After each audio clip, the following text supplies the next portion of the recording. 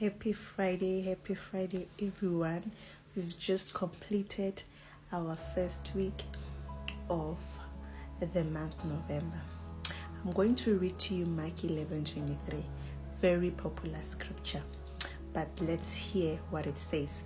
For verily I say unto you, that whosoever shall say unto this mountain, be thou removed, and be thou cast into the sea, and shall not doubt in his heart, but shall believe that those things which he saith shall come to pass, he shall have whatsoever he saith. Many of us, we've been using this scripture, but we don't see the results. The word of God works. One thing I will tell you, the word of God works. But I think what we are lacking on is speaking with revelation.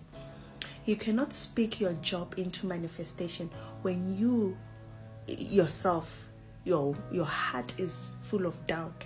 You're just confessing, you're just speaking it for the sake of speaking it.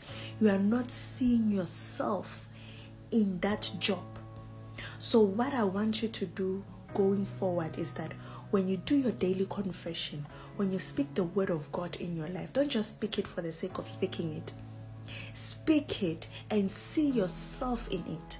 Let your mind prepare it. The Bible says that as a man thinketh, so is he. So there is power in faith that is coupled with imagination.